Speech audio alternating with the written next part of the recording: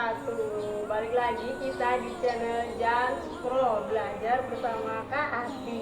Oke teman-teman, bagaimana kabarnya hari ini? Oke, semoga selalu dalam keadaan sehat, semangat, dan bahagia. Bagaimana kabarnya puasa hari ini nih teman-teman? Wah, tentunya selalu semangat ya teman-teman ya. Ditemani sama Kak Ati di sini.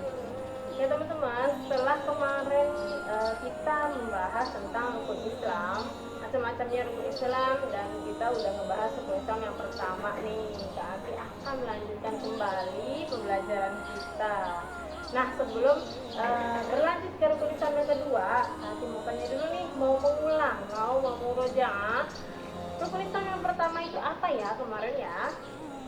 Iya betul, rukun Islam yang pertama yaitu syahadat. Sudah pada paham ya teman-teman ya, insya Allah. Nah selanjutnya rukun Islam yang kedua yaitu apa ya? Iya betul sekali teman-teman. Rukun Islam yang kedua itu yaitu sholat. Nah kita akan membahas tentang sholat nih teman-teman. Yuk kita bahas bareng-bareng ya. Nah, sholat. Tentunya teman-teman sudah tidak asing lagi ya dengan kata sholat. Iya, kita setiap hari melaksanakan kewajiban kita yaitu sholat 5 waktu ya teman-teman ya. Oke, sebelumnya kalian mau tanya nih teman-teman, apa sih artinya sholat? Ada yang tahu? Oke, kalian tahu ya. Sholat menurut bahasa artinya adalah berdoa, dan menurut istilah artinya adalah perbuatan yang diawali dengan takbiratul ihram dan diakhiri dengan salam. Nah, apa sih itu takbiratul ihram nih teman-teman? Ada yang tahu nggak? Oke, takbiratul ihram itu adalah lafaz Allahu Akbar dibarengi dengan mengangkat kedua tangan kita sampai ke bawah telinga setelah kita membaca niat sholat. Nah, tentunya teman-teman sebelum sholat itu pasti membaca niatnya dong ya kan ya. Kita baca niat sholat, kemudian teman-teman mengucapkan kalimat Allahu Akbar sambil mengangkat kedua tangan kita sampai di bawah telinga. Nah itu adalah takbiratul ihram. Nah teman-teman udah pada tahu nih, berarti nih ya takbiratul ihram itu seperti itu tadi penjelasannya. Oke teman-teman, sholat, kewajiban sholat juga ada dalilnya nih teman-teman. Ya dalilnya yaitu mau tahu aja teman-teman nih, Kati bacain ya. Bismillahirrahmanirrahim. Innas salata kanat 'alal mu'minina kitaban mawquta. Sungguh kewajiban sholat itu telah diatur waktunya bagi orang-orang yang beriman. Nah, dalil kewajiban sholat ini ada di dalam Al-Quran surat An-Nisa ayat 103. Nanti teman-teman boleh dibuka Al-Qurannya di rumah ya. Oke teman-teman, nah sebelum kita membahas tentang sholat nih teman-teman, Kak Ati mau tanya, ada berapa waktu sholat dalam sehari? Satu hari ada berapa waktu ya sholatnya nih teman-teman? Pasti udah pada tahu ya. Iya, sholat sehari semalam itu ada 5 waktu teman-teman ya. Yang pertama yaitu sholat subuh. Nah sholat subuh ini waktu pelaksanaannya yaitu pukul 4.30 pagi atau jam 4:30 pagi ya teman-teman ya. Nah sholat subuh ini jumlah rakaatnya ada 2. Nah sedikit sekali teman-teman ya, tapi justru di sholat subuh ini biasanya nih teman-teman pada suka kesiangan nih. Ayo siapa yang sholat subuhnya masih sering kesiangan?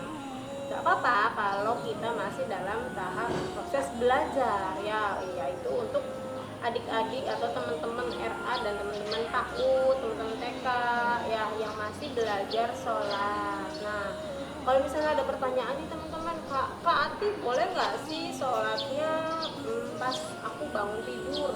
Misalnya aku bangun tidurnya jam 5 lewat nih Kak Ati, atau setengah 6 deh, aku biasanya bangun tidur jam segitu. Nah boleh nggak ya aku sholat subuh nih Kak Ati, kan udah siang. Nah gimana nih teman-teman kalau ada pertanyaan seperti itu? Boleh nggak ya? Boleh nggak teman-teman nih? Nah untuk adik-adik TK dan adik-adik PAUD dikasih keringanan, boleh melaksanakan sholat pada saat teman-teman baru bangun dari tidurnya atau setengah 6 deh minimal ya. Nah itu pun untuk adik-adik TK dan untuk adik-adik PAUD PAUD yang masih dalam proses belajar sholat ya, karena juga mungkin bangunnya masih harus adaptasi juga ya teman-teman ya. Tapi untuk teman-teman SD, SMP dan SMA kalau bisa dan harus bisa sholat tepat waktu ya teman-teman ya. Dan kemudian waktu sholat yang kedua yaitu sholat zuhur. Nah, sholat zuhur ini waktu pelaksanaannya pukul 12 siang nih teman-teman ya. Dan jumlah bilangan rakaatnya itu ada 4. 4 rakaat. Di rakaat yang kedua kita membaca tahiyat awal dan rakaat yang keempat membaca tahiyat akhir. Nah, biasanya di waktu sholat zuhur ini biasanya dibarengi dengan teman-teman waktu istirahat ya. Teman-teman biasanya masih ada kegiatan di sekolah atau baru pulang dari sekolah. Nah, untuk teman-teman yang masih berkegiatan di sekolah boleh sambil istirahat dulu nih teman-teman, istirahat dulu, kemudian teman-teman sholat zuhur dan bisa dilanjutkan dengan kegiatan berikutnya. Begitu juga dengan teman-teman yang baru pulang dari sekolah. Nah, pas banget nih, bisa sambil teman-teman ganti baju, cuci muka, cuci tangan, kemudian wudhu, kemudian melaksanakan sholat zuhur. Seperti itu ya teman-teman ya. Lanjut waktu sholat yang ketiga yaitu sholat asar. Nah, sholat asar nih teman-teman ya. Sholat asar ini waktu pelaksanaannya jam 3 sore atau jam 3 lewat 15 menit nih teman-teman ya. Jam 3 sore lewat 15 menit. Jumlah bilangan rokaatnya itu ada 4 nih teman-teman, sama kayak sholat zuhur. Di rokaat yang kedua kita membaca tahiyat awal dan di rokaat terakhir kita membaca tahiyat akhir. Nah, seperti itu ya teman-teman ya waktu sholat asar. Selanjutnya waktu sholat yang keempat, nah yaitu sholat maghrib. Sholat maghrib waktu pelaksanaannya yaitu pukul 6 sore atau jam 6 petang ya teman-teman ya. Biasanya teman-teman sholat maghrib sekalian pergi ke masjid, sekalian berangkat ngaji atau pergi ke majelis, pergi ke pengajian, seperti itu ya teman-teman ya. Nah, itu lebih keren, teman-teman bisa sholat maghrib berjamaah di masjid bersama dengan ustazah atau ustadz dan teman-teman yang lainnya ya teman-teman ya.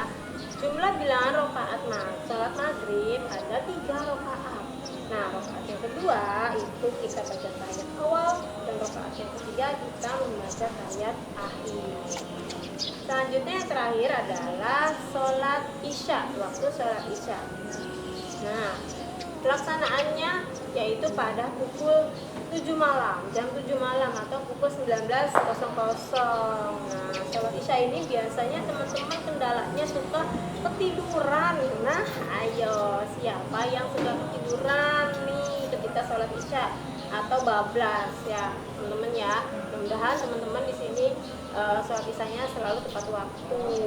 Nah, Kak punya trik nih teman-teman supaya teman-teman nggak ketiduran lagi ketika sholat isya. Mau tahu nggak nih teman-teman ini gimana sih triknya Kak? Oke, Kak kasih tahu ya. Ketika teman-teman selesai melaksanakan sholat maghrib, teman-teman bisa untuk tidak beranjak dari tempat sholatnya. Nah, sambil menunggu waktu sholat isya datang, karena dari sholat maghrib ke sholat isya itu sebentar loh teman-teman, gak lama kok. Nah, teman-teman bisa mengisi waktunya dengan belajar, dengan tadarus Al-Quran, atau dengan memurojaah hafalan-hafalan teman-teman, atau bisa juga dengan mengerjakan PR seperti itu ya. Nah, nanti setelah kita belajar, tiba-tiba waktu sholat isya sudah tiba dan teman-teman bisa langsung mengerjakan sholat isya tepat waktu, sehingga nanti teman-teman nggak akan lagi yang namanya kebablasan atau ketiduran ketika waktu sholat isya. Atau teman-teman yang ngaji, yang berada di dalam pengajian biasanya pulangnya habis isya. Nah, itu lebih keren lagi, teman-teman bisa sholat maghrib berjamaah juga sekaligus sholat isya berjamaah, dan itu pahalanya masya Allah sekali teman-teman ya. Teman-teman bisa 2 kali sholat berjamaah, tentunya juga nggak akan ketinggalan sholat isyanya. Nah, tadi Kak udah kasih trik nih ya teman-teman ya untuk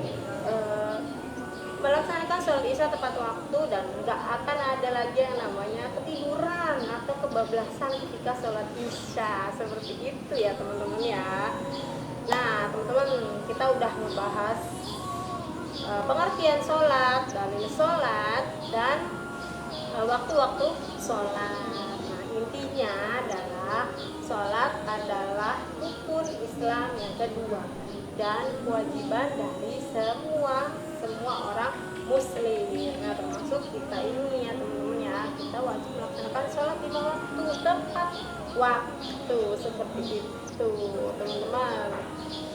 Oke, sampai di sini dulu teman-teman, semoga bermanfaat dan semoga teman-teman bisa menjalankan sholat 5 waktu dengan tepat pada waktunya.